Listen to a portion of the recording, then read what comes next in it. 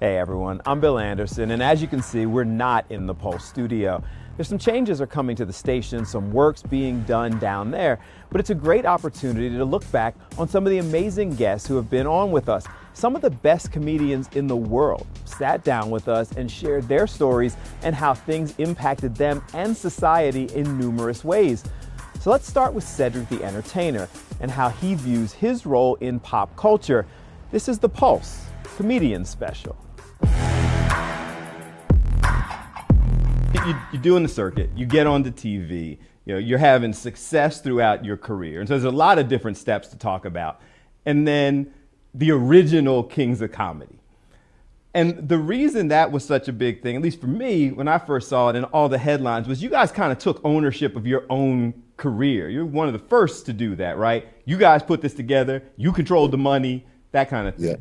We had a partner that was the promoter, and he was the fifth member of the Beatles, if you will, right? So, but that's the way we did it. He was a young guy out of North Carolina. He put together the tour, and yet we owned the material. We owned who we were. We were all these individual kind of stars that came together as one super group, and that was rare. I mean, we had the model was based off of Super Fest, which was the concerts where, like Earth, Wind and Fire, Stevie Wonder would be there. Because we were all individuals, we had to kind of figure out how to operate.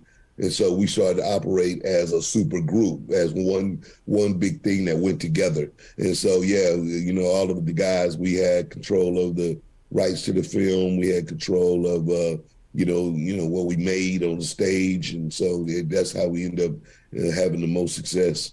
Were y'all cool like that? No, I mean, of course, me and Harv, we locked in. We was, because we were doing the Steve Harvey show at the time, and we'd come up. He had a comedy club in Dallas where he kind of first saw me and put me in the spotlights, and so Harv was my guy. And then me and DL became partners because he was the first host of Comic View.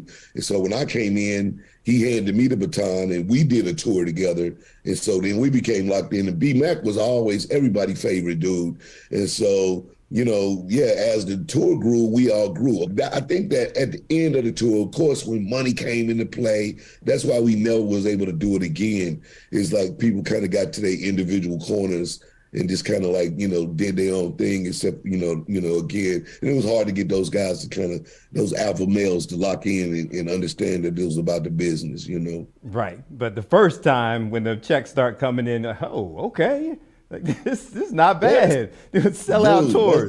That was a whole nother lifestyle. That was private jets and everybody had suites and it was boss life, man. That Kings of Comedy was something else. When we watched Barbershop, I think everybody who's ever been in a black barbershop I certainly have, saw the character and went, man, there's nothing offensive about that. Every barbershop's got that guy who's sitting in there going off on his own tangent and belief system, and I know what's going on. But there were some people who were upset about you playing that role in Barbershop.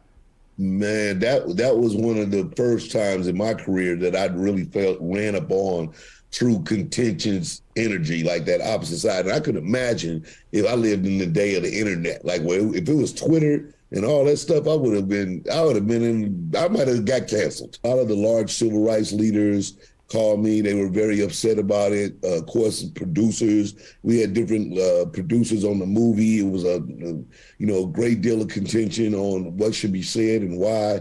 And, and kind of to your point, my thing was this character was a guy that was his job in the barbershop. He was older. He had his own belief system. And like most our aunts and grandmothers and people we know, once they get over a certain age, dog, they not biting their tongue, man. They gonna say what they gonna say, and you just gonna have to deal with it, right, wrong, or indifferent. And that's what you find endearing about them. If you do anything short of that, then you don't capture exactly who this guy is, and that's all I was doing.